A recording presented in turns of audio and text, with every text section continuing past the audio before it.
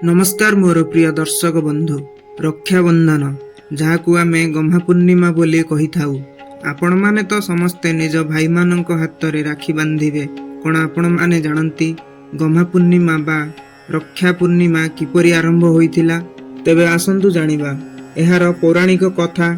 देवता और राक्षस मानक मध्यरे सबुबेले विवाद और तिक्तता लागि रहुथिला।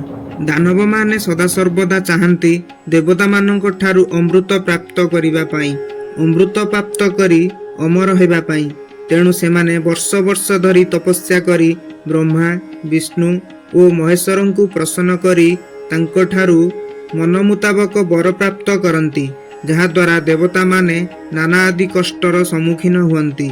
महाराज बलि राक्षस कूल जन्म नेइथिले मध्य तांकर स्वभाव राक्षस भली नथिला, कारण महाराजा बलि भक्त प्रहलादंक पुत्र थिले।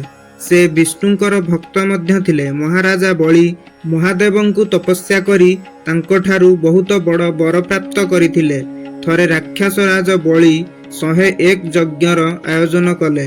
देवता माने एहा देखि भाबिले जेबे राजा बलि 101 यज्ञर विधि पूर्ण करि दियंती तेबे से देवता मानक ठारू अमृत प्राप्त करी सर्वस्व नहीं जिबे, आउ देवता मानकर सर्वदा विनाश करिबे। एही कथा चिंता करी देवता माने प्रभु विष्णु पाखकु गले।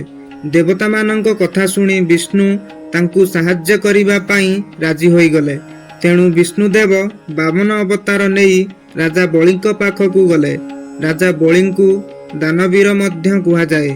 तांको पाखकु आसुथिबा भिक्षुक कि ब्राह्मण मानंकु से खाली हस्तरे छाड़ती नहीं। जेतेबेले भगवान विष्णु बामन अवतार नहीं राजा बलिंक पाखकु गले, से राजा बलिंकु किछि दान मागिले। राजा बलि कहिले ठीक अछि, आपण मते जहा दान मागिबे मु ताहा देबी। एहा परे भगवान विष्णु तांकु 3 पाद भूमिर दान मागिथिले। एहा सुनी राजा बलि कहिले ठीक अछि, आपण जेउठारु भी 3 पाद जागा नहीं पारंती। एहा सुनी प्रभु विष्णु तांकर बामन रूपी अवताररू बड़ हेबाकू लागिले। से तांकर गोटिए पादरे स्वर्ग एवं अन्य एक पादरे मर्त्य को नहीं गले। जेतेबेले तांकर तृतीय पाद आगकू बढ़िला, राजा बलि चिंतित होई पड़ीगले एवं बुझी पारि नथिले कोन करिवे बोली। एहा देखि बलि तांकर मस्तक को भगवान विष्णुଙ୍କ चरणरे रखिदेले एवं कहिले तृतीय पाद मो मस्तक उपरे रखंतु। एहा देखि भगवान विष्णु बलिंक उपरे प्रसन्न होइथिले एवं एमिति भगवान विष्णु राजा बलिंक ठारू स्वर्ग मर्त्य और पृथ्वीरू बसवास करिबार अधिकार छड़ाई नैथिले एवं राजा बलिंकु पाताल लोककु पठाई देले। राजा बलिंक निज वचन प्रति निष्ठा भाव देखि विष्णु तांको प्रति प्रसन्न हेले। भगवान विष्णु बामन रूपरू तांको निज रूपरे आसी बलिंकु एक वर मागिबाकू कहिले।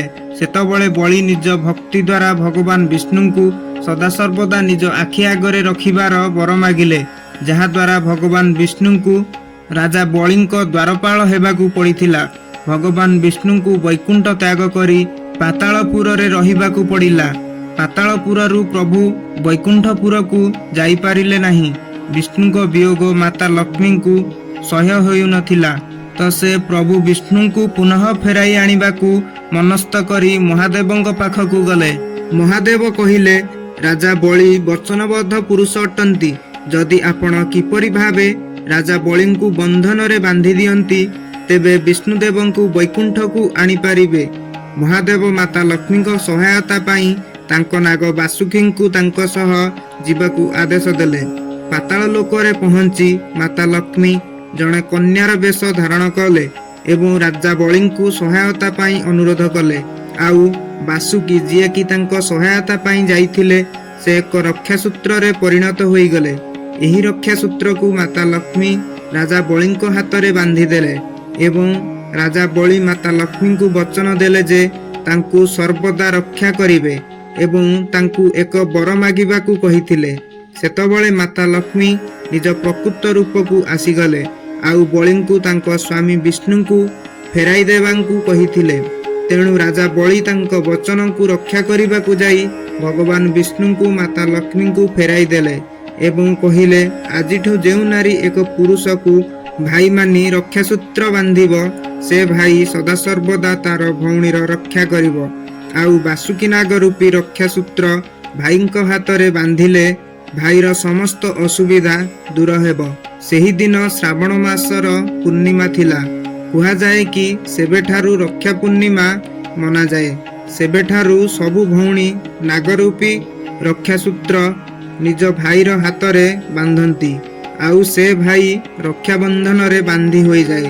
ତେଣୁ ଏହାକୁ ରକ୍ଷାବନ୍ଧନ କୁହାଯାଏ।